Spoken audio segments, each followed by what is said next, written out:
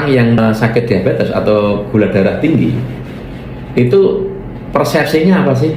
Masalahnya terlalu banyak makan gula gitu ya. Akhirnya saya sakit diabetes. Itu salah. Salah.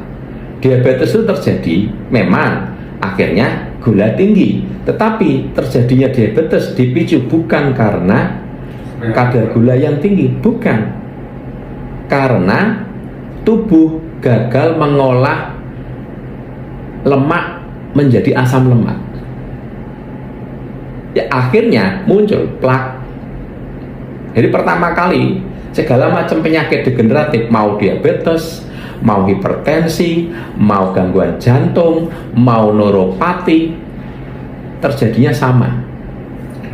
Terjadinya metabolisme, tubuh gagal mengolah minyak atau trigliserid untuk menjadi nutrisi asam lemak.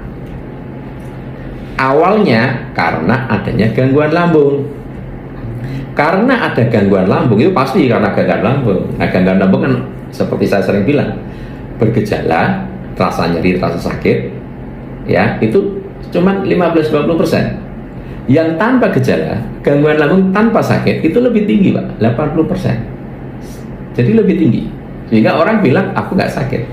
Nah, masalahnya gangguan lambung itu, definisi gangguan lambung bukan nyeri atau tidak nyeri. Definisi gangguan lambung adalah lambung gagal memetabolisme makanan menjadi nutrisi. Dalam kasus ini kegagalan lambung adalah mengolah protein untuk dirubah menjadi asam amino.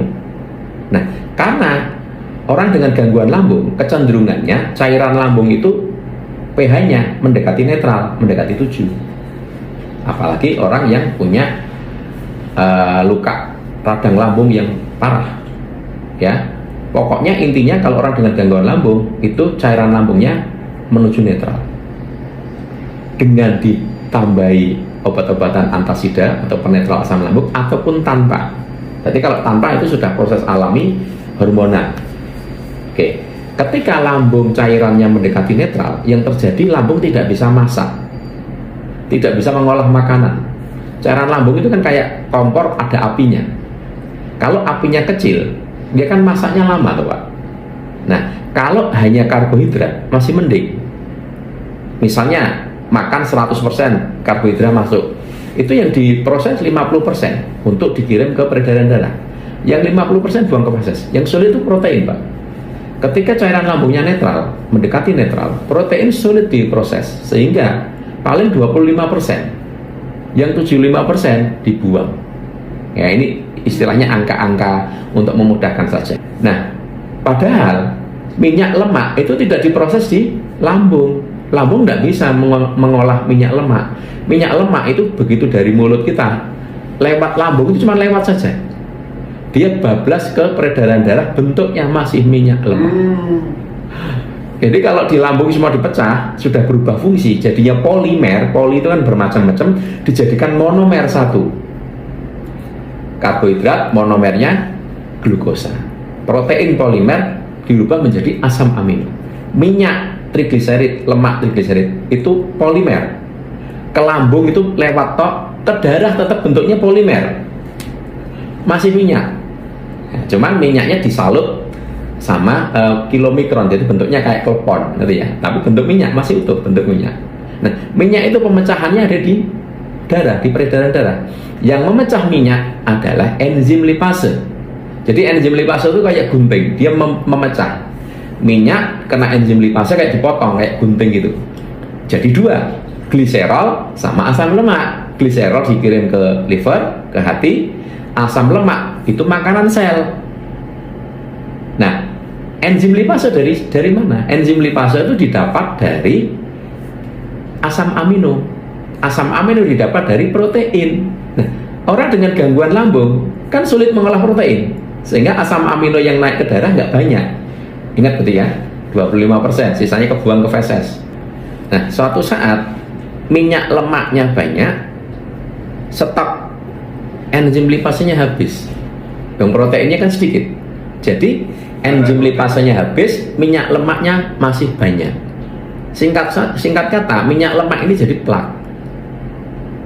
Nah, plak ini yang bikin orang gangguan jantung karena ada penyumbatan, stroke karena ada penyumbatan, neuropati karena ada penyumbatan plak. Diabetes itu yang sama. Minyak lemak ini menutupi reseptor sel.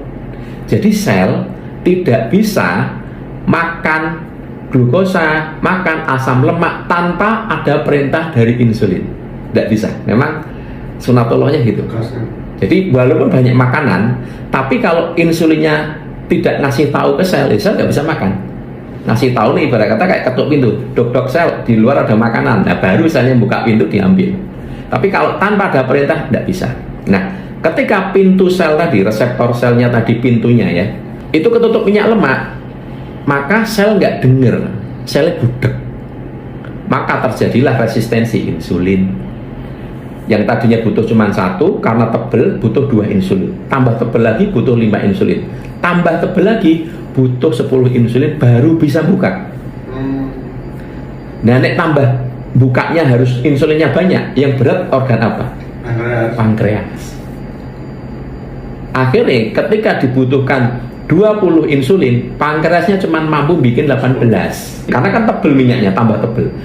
Orang kan makan terus. Akhirnya apa yang terjadi?